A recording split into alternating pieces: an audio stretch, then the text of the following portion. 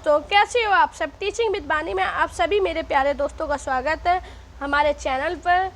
शिक्षक भर्ती की क्लासेस फ्री ऑफ कॉस्ट चलते हैं। दोस्तों, अगर आपको मेरी वीडियो पसंद आती है तो लाइक करना, चैनल को सब्सक्राइब जरूर करना, जिससे मेरी वीडियो का नोटिफिकेशन आपके पास सबसे पहले पहुँचे। तो दोस्तों, हम लोगों ने स्वर के बारे में जाना, व्यंजन के बारे में जाना। अब हम एक नया टॉपिक लेते हैं, अयोगवाह। जैसे हमारा वर्णमाला का चैप्टर है पूरा कंप्लीट हो जाएगा, उसके बाद इसकी प्रैक्टिस करा देंगे। जो जो क्वेश्चन पेपर में पूछे गए हैं उस सब की प्रैक्टिस, साथ में और भी जो पेपर में पूछे गए उन सब की प्रैक्टिस करा देंगे। और उसके बाद हम एक नए चैप्टर पर आगे बढ़ेंगे। इसके साथ हम यूपी टेट की सारी सब्जेक्ट की तैयारी कराएंगे और एक बेहतर नंबर लाएंगे। तो दोस्तों, आइए जानते हैं अयोगवाह होते क्या है। तो क्या है, आ के योग से जो अर्थ बहन करे। अब ये आ का योग क्या है? ऐसा शब्द जिसमें आ आए वो होता है अयोगवाह होते हैं। तो क्या इसकी डेफिनेशन जानिए दोस्तों। इसकी डेफिनेशन पेपर में पूछी भी गई है काफ़ी पेपरों में। किसी स्वर के योग से जो सार्थक शब्द बनते हैं वह अयोगवाह होते हैं। जो अयोगवाह है इसमें स्वर का योग होगा और जो स्वर के योग से जो शब्द बनेगा वो अयोगवाह होते हैं। इसका ये पूछा जाता है इनकी संख्या कितनी है, तो इनकी संख्या 2 है। कौन कौन सी है? अंग और हा। अंग हा आपको याद रखना है, ये अयोगवाह होते हैं। हम लोग ये भूल जाते हैं और अपना एक नंबर गवा देते हैं। तो सीधा याद रखना, इनकी संख्या 2 होती है। कौन कौन से होते हैं? अंग हा होते हैं। इनका क्या है, डेफिनेशन क्या है? किसी स्वर के योग से जो सार्थक शब्द बनते हैं वे अयोगवाह होते हैं। दोस्तों, इसी से चलते हैं आगे। पेपर में पूछा जाने वाला सबसे इम्पोर्टेंट पॉइंट, अयोगवाह के भेद। ये पेपर में पूछे जाते हैं। अब हम लोग क्या याद रखते हैं? अयोगवाह 2 होते हैं, इनकी संख्या 2 है। अंग हा, बस संख्या भी 2 है और भेद भी 2 है। हम लोग यही गलती करते हैं दोस्तों, यही गलती नहीं करनी है। छोटी छोटी गलतियों से हम लोगों के नंबर चले जाते हैं। तो क्या अयोगवाह क्या है? अनुस्वार, विसर्ग, अनुनासिक, ये सब अयोगवाह होते हैं। अयोगवाह के 3 भेद होते हैं, ना कि 2। लेकिन हम लोग गलतियाँ कर देते हैं। क्या? क्योंकि हम लोग को याद होता है अयोगवाह की संख्या 2 है। संख्या 2 है लेकिन भेद 3 है, ये याद रखना है। कौन कौन सी संख्या है? 2 है अंगा, और भेद कौन से? अनुस्वार, विसर्ग और अनुनासिक। आपको याद रखना है। अब आइए जानते हैं दोस्तों अनुस्वार होते क्या हैं।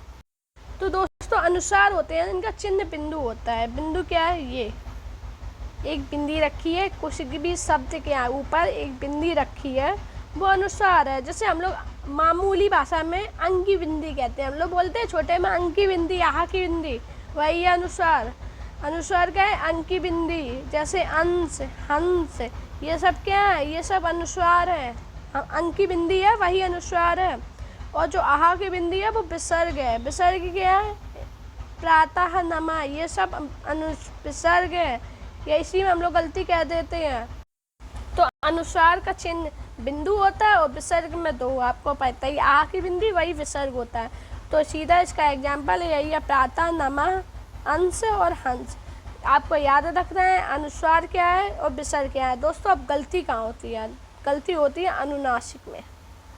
अनुस्वार तो हम लोग नहीं भूलते, चलो अनुस्वार याद कर लिया, अंग की बिंदी, आ की बिंदी, विसर्ग। अब क्या अनुनासिक? अनुनासिक का चिन्ह चंद्र बिंदु होता है। चंद्र बिंदु क्या होती? ये होती चंद्र बिंदु। इसी में गलती कहते हैं। इसका एग्जाम्पल क्या है? आँख, पाँव, ये सब क्या अनुनासिक आते हैं। जो चंद्र बिंदी है वो अनुनासिक है, जो अंग की बिंदी है वो अनुस्वार है। दोस्तों, हम लोग इसी में गलती कर देते हैं और अपना एक नंबर चला जाता है, उसके बाद बस पछतावा रह जाता। तो ये आपको याद रखना है, जो अंग की बिंदी है वो अनुस्वार है, जो चंद्र बिंदु है वो अनुनासिक है, जो आहा की बिंदी है वो विसर्ग है। इसी के साथ चलते हम लोग संयुक्त व्यंजन के बारे में कि संयुक्त व्यंजन होते क्या हैं। दोस्तों, हमारे जो है डेफिनेशन जानते हैं पहले। 2 अलग अलग व्यंजनों के योग से जो बने व्यंजनों को संयुक्त व्यंजन कहते हैं। ये तो ये इसकी डेफिनेशन, 2 अलग अलग व्यंजन है, उनके योग से जो व्यंजन बनता है उसे संयुक्त व्यंजन कहते हैं। दोस्तों, सिर्फ व्यंजन होता है वो स्वर के योग से बनता है, और संयुक्त व्यंजन होता है 2 अलग अलग व्यंजनों के योग से बनता है। इसमें अंतर याद रखना।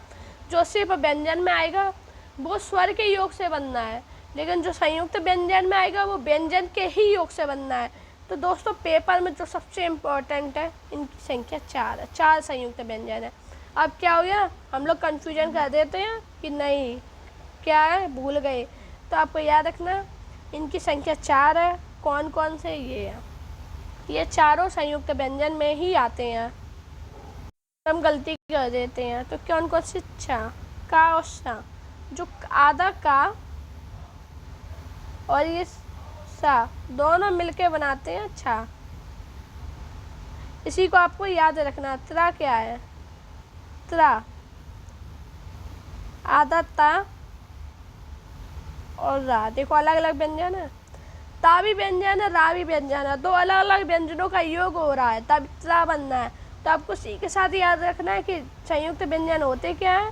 तो आपको याद रखना है, तो अलग अलग व्यंजनों का योग हो रहा है, उनके योग से जो शब्द बनता है वो संयुक्त व्यंजन होता है। इनकी संख्या 4 होती है। कौन कौन सी है ये पेपर में बहुत पूछे जाते हैं दोस्तों। पेपर में पूछा भी गया है कि संयुक्त व्यंजन है। और आपको याद रखना, छत्तक, गैस, रात चारों संयुक्त व्यंजन है। किसके योग से बनते हैं?